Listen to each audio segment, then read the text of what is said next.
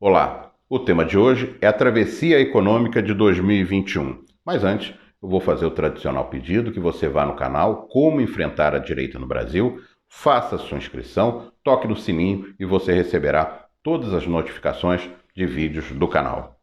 O tema de hoje é um tema que diz respeito a você, a mim, à sociedade brasileira, porque a perspectiva do que nós vamos viver no ano de 2021. Nós fechamos agora o primeiro trimestre, mas a perspectiva, infelizmente, não é boa.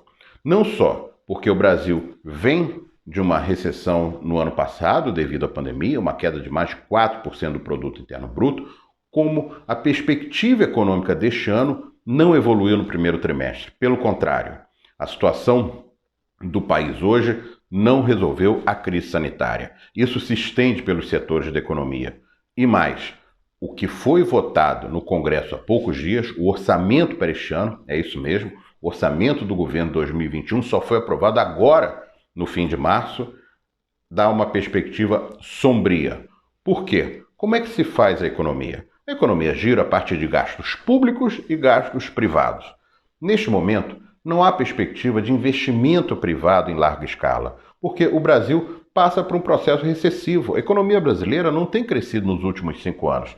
Desde as recessões muito fortes de 2015 e 2016, o Brasil teve crescimentos pífios, crescimentos muito pequenos nos anos seguintes, e culminando com o ano de 2020, onde houve um decréscimo de mais de 4%, não há perspectiva de aumento da demanda, não há aumentos salariais, não há contratação de grandes obras, então, portanto, não há perspectiva para que o investimento privado volte na necessidade que o Brasil tem para gerar emprego e estabilidade econômica. Por outro lado, o gasto público está amarrado. Amarrado primeiro pelas ideias neoliberais da equipe econômica. Paulo Guedes defende quase que um desmonte do que ainda restou do Estado brasileiro. Isso vai na contramão do que o mundo está fazendo num momento de dificuldade. É você olhar o que os Estados Unidos estão fazendo, o que a União Europeia está fazendo, o que países da Ásia estão fazendo. Eles estão fazendo investimento público para que a economia, assim que essa crise sanitária passar, tenha fôlego para se recuperar. O Brasil não. O Brasil, então, não tem o gasto privado e não tem o gasto público. Não só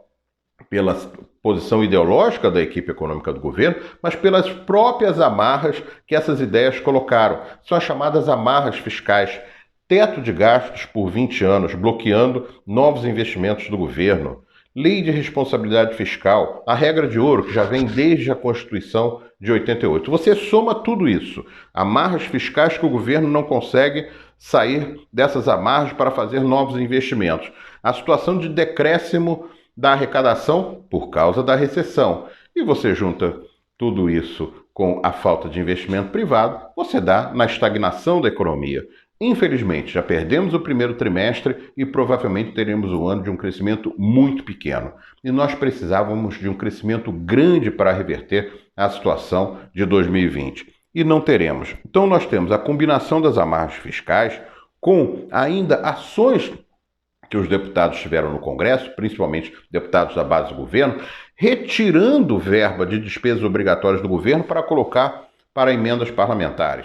As emendas parlamentares são até, do ponto de vista legal, são legítimas. Você pode ter, e é fundamental que você tenha, muitas vezes, um deputado que tem interesse em ajudar o seu Estado com uma obra, desde que ela seja fundamental, não seja aquela obra só eleitoreira. Mas acontece que o que foi votado neste orçamento faz com que as despesas obrigatórias do governo, aquelas para que o governo não pare, as despesas de educação, saúde, pagamento de aposentadoria, estejam orçadas com menos recursos do que o mínimo obrigatório. Isso vai fazer com que não só o orçamento tenha que ser revisto, como em algum momento vai travar o governo.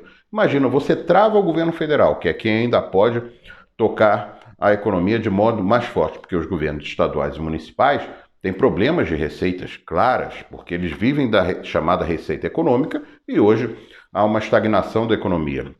Você trava o governo federal, os estados e municípios têm dificuldades e você não tem investimento privado, então, portanto, a perspectiva de estagnação da economia brasileira ou de um crescimento muito pequeno que não é reverter a queda dos últimos 5 anos, não, de 2015, 2016, é reverter pelo menos a queda do ano passado. Não há nem essa perspectiva. Então nós temos uma visão de que nós teremos ainda desemprego e subemprego muito forte aqui no Brasil. E isso leva a uma crise social, o que não é interessante. A situação é grave e nós poderíamos dizer, bom, você faz toda essa situação de desgaste junto com a sociedade, mas ano que vem temos eleição.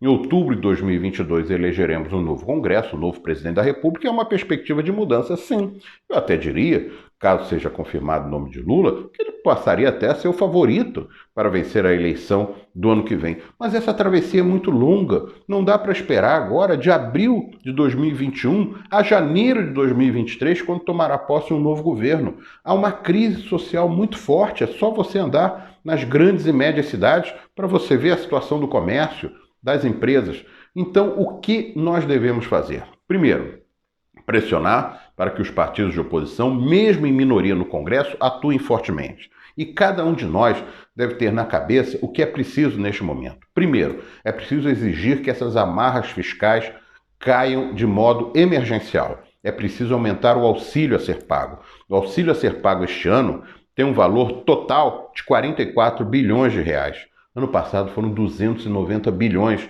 É menos recursos numa situação de gravidade econômica que nós vamos colocar na mão da população para girar a economia do comércio, da indústria, fazer com que o país pelo menos respire. Então é preciso que o auxílio emergencial seja maior. Isso é possível através do Congresso Nacional.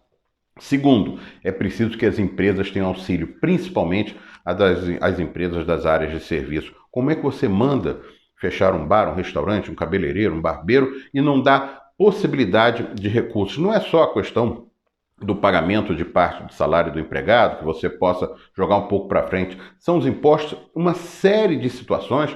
Você tem que incentivar a empresa que ela ultrapasse esse período mais grave da economia deste ano de 2021. Então, auxílio emergencial para a população maior, efetiva ajuda às pequenas e médias empresas neste momento de travessia. E mais, para que você tenha uma ideia, o Congresso Nacional, neste momento, votou o adiamento do pagamento do abono salarial para os trabalhadores que recebem a 2 salários mínimos. Isso é tradicional, você sabe disso, é o pagamento do PIS, um salário mínimo que você recebe porque você trabalhou com carteira assinada no ano anterior. Se você trabalhou o ano inteiro, um salário mínimo. Se você trabalhou meio ano, por exemplo, meio salário mínimo, é quase um 14º salário. E sempre foi pago entre julho de um ano e junho do outro ano. Este ano não será pago. Foi adiado o início para janeiro de 2022.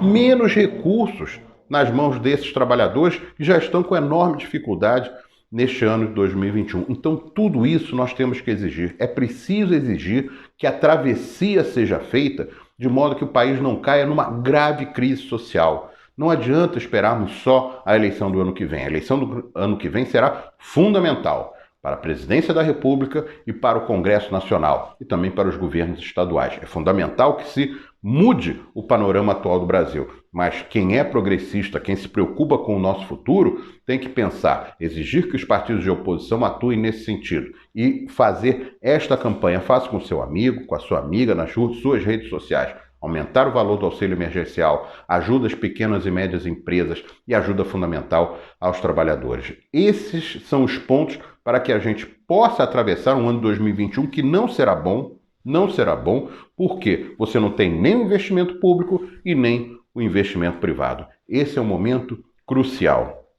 Numa situação de normalidade, nós estaríamos aqui fazendo a previsão do que vai acontecer no ano que vem nas eleições. Quem é o favorito, quem não é o favorito, como a esquerda pode voltar ao poder, como Lula pode reaparecer se for confirmada a sua candidatura. Mas neste momento não. Nós temos uma grave crise social que atingirá a todos nós se essa situação que está se delineando neste primeiro trimestre continuar. Portanto, combate à situação sanitária brasileira com urgência, com mais vacinação, auxílio emergencial, apoio às empresas e apoio aos trabalhadores. Era esse o recado que eu deixaria hoje, porque é uma situação que vai afetar a vida de todos nós. Portanto, eu, Marco Antônio Monteiro, agradeço muito que você tenha vindo aqui no nosso canal, tenha visto esse vídeo e participe sempre. E também deixo a você, se você quiser mais detalhes, há um projeto chamado Como Enfrentar a Direita no Brasil, com uma publicação na Amazon.com.br. Vá lá, saiba qual a defesa que é feita neste projeto, um projeto progressista, um projeto para o conjunto da sociedade brasileira. Muito obrigado e voltamos ainda nesta semana com outras ações sobre a atualidade brasileira. Obrigado.